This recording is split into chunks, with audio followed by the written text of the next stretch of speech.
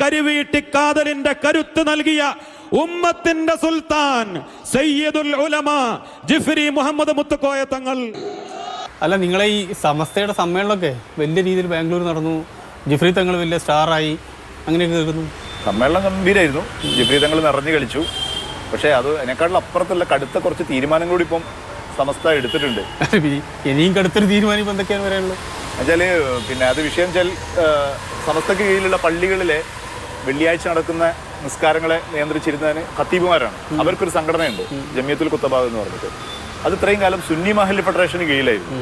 ഇപ്പം അത് മാറ്റി സമസ്ത നേരിട്ട് നിയന്ത്രിക്കാൻ വേണ്ടി തീരുമാനിച്ചിട്ടുണ്ട്. അത് വളരെ പ്രധാനപ്പെട്ട ഒരു അല്ല, ഈ സംഭവത്തിലല്ലേ അന്ന് നാസർ ഫൈസി കൂടത്തായി നമ്മുടെ ഡിവൈഎഫ്ഐക്കാർക്ക് കിട്ടിയ ചാമ്പ്യൻ. പാർട്ടി ഓഫീസുകളിലും പത്ര ഓഫീസുകളിലും പാർട്ടി നേതാക്കന്മാരുടെയും പിൻബലത്തിൽ മുസ്ലിം പെൺകുട്ടികളെ തട്ടിക്കൊണ്ടുപോയി അമുസ്ലിമീങ്ങൾക്ക് വിവാഹം ചെയ്തു കൊടുക്കുന്ന വിധത്തിൽ മിക്സഡ് സംസ്കാരം, മിശ്ര വിവാഹം പ്രോത്സാഹിപ്പിക്കുന്ന CPM-ന്റെയും DYFI-യുടെയും SFI-യുടെയും മതനിരാസത്തെ ശക്തമായി എതിർക്കാൻ മഹല്ലു ജമാഅത്തുകൾ സംഘടിച്ചു നിന്നേ മതിയാവും. ഈ സുന്നി മഹല്ല് ഫെഡറേഷൻ എന്ന് പറഞ്ഞാൽ ലീഗിന് സമസ്തയിലുള്ള കൈയാണ്. സമസ്ത ലീഗിന്റെ തീരുമാനങ്ങൾ സമസ്തയിൽ നടപ്പാക്കുന്ന മഹല്ല് ഫെഡറേഷൻ വഴിയാണ്.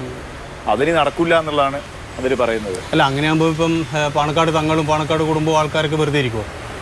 അല്ല, അതും ഈ തീരുമാനത്തിന് പിന്നിൽ മറ്റൊരു അർത്ഥം കൂടി ഉണ്ട്.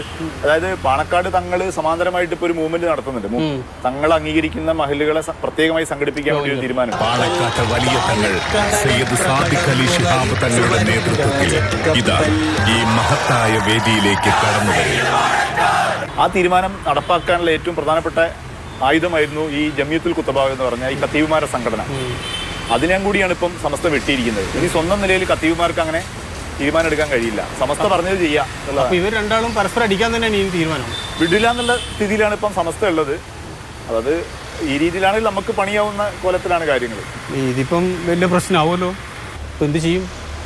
ഏതായാലും പച്ചക്കുപ്പായിട്ട് ഇവിടെ ഇരുന്നോളി. എനിക്ക് ഏതായാലും വേറെ കുറച്ച് പണിയുണ്ട്. ശരിയെന്നല്ലേ?